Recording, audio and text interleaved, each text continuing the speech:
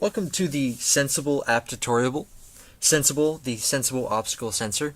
So this is our landing page. You see it's very simple, only 3 buttons. Begin, settings, and quit. We'll go ahead and jump right in with the begin stream. So you see this is our landing page. This is our streaming page. It's all default settings. This is how it starts up. In the center here, the large screen, this is where we capture images from a video and we display them here. Right now it starts up with the default image. And down here we have a bunch of zeros. This will be the detections. There's 16 points that our LiDAR device detects. And again, the LiDAR is a LED active sensing device. So it sends out beams and they come back and we measure how long it took, and that's how we get a distance, just like a radar gun that the police might use. Down here we have our detected object. Again, the default is none. We have a few different functions. First one is stream from device. This will stream directly from a LiDAR device as well as a camera that are hooked up through the USB.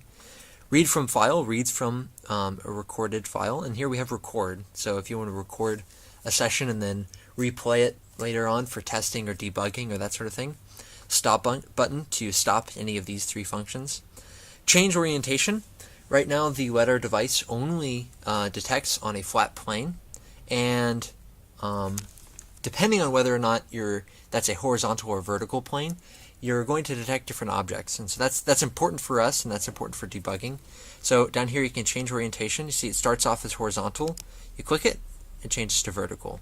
And right now we'll just stick with horizontal. And then if you have multiple cameras plugged in, then they'll be displayed here in the camera dropdown. So let's go and check out the stream from device. Alright, wait for it to start up. See, that's coming from a live feed from a camera that we have plugged in. You see, these are the distances down here, as well as a distance bar. And you'll see that they're changing in real time.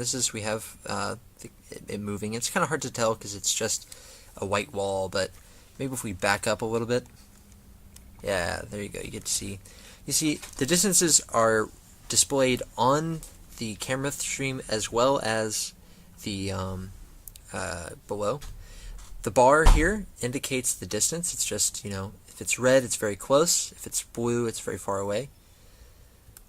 Alright, and if I unmute it, I have my laptop muted right now, you'll hear it's pinging. So right now it's picking up a wall, because it's a flat wall. It's a wall corner. That's actually the intersection of the ceiling and the wall, but functionally it's the same. So signaling a wall corner, and you hear a different signal. And now we hear a wall, because that's a wall. But if we just put, my hand in front, you see unidentified obstacle. That's what we signal. Alright, so we'll go ahead and stop that. We'll head back into settings. I'll show you guys some other features. So here we have notification distance. Notification distance is actually very important. This is more so just a proof of concept, but basically what we're doing here is we're setting a distance with which we want to signal the user of an obstacle. So right now it's set to 25 meters. That is, if an obstacle is within 25 meters of the sensor, we will signal the user. You see, we drop down lower. It goes as low as 0.5 meters, but as far as 50 meters. That's the functional range of the LiDAR. We have 2 different notification types. You were hearing the beeps earlier, but we have speech, just like with Alexa or Siri. It'll speak the obstacle, so it'll say wall corner, or unidentified. For those of you who are committed to the Imperial system, we have US customary system here at 68 feet. So actually our range in feet is anywhere from 1 foot to 164 feet. With the notifications, we allow users to change the notification type. That's just for their benefit. So, drop this back into meters, and we'll switch over to speech. Now that we got some of these settings changed, I'm going to show you guys the other functionality that I mentioned, which is read from file.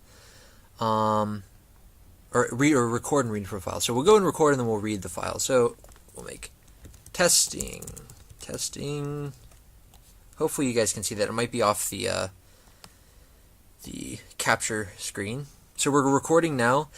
One issue that you'll notice is these are not updating, and that's just because of the the letter libraries. It's proprietary technology that we can't access, and so these distances are not being updated, but the distances are being recorded. So we got a little file going. I'm going to go ahead and stop that. It'll stop the recording.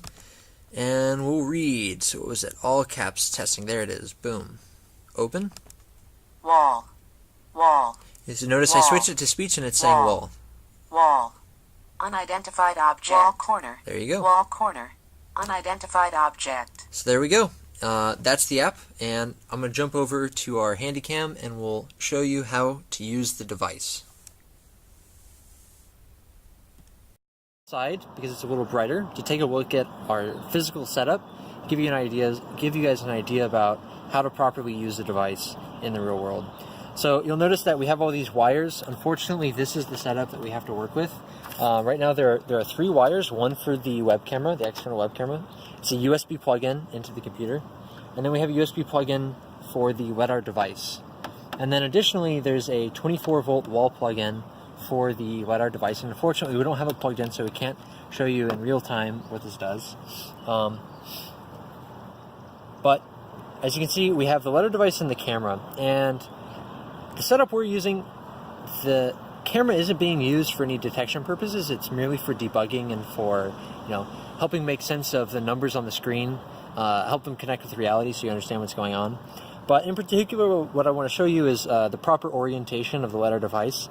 You see, it's the long side is, running up and down, and you'll notice there's a guard on the bottom. So this is the proper orientation. You see, there's also some screws if you want to put it into a tripod or any other kind of holding device. And then this would be the correct orientation if you want to have the long ways, running left to right. See, there's also a guard, also with screws. Maybe move the camera here or what have you. I'm actually going to set this down now because I don't need it. But to connect the orientation, quote-unquote, with what's happening in the GUI, this is referred to as the horizontal orientation. Because what we're actually measuring what we're actually looking at in the GUI is the orientation of the LiDAR beam. So this paper is, is the beam coming out, and you see it's on the x-axis. It's a flat plane on the x-axis. If we turn it to the side, guard side down, the beam is a flat plane on the y-axis. And so this is the orientation this is what we call vertical, and the other way is horizontal. So again, horizontal, long side running up to down, and then vertical orientation is the long side running left to right. All right.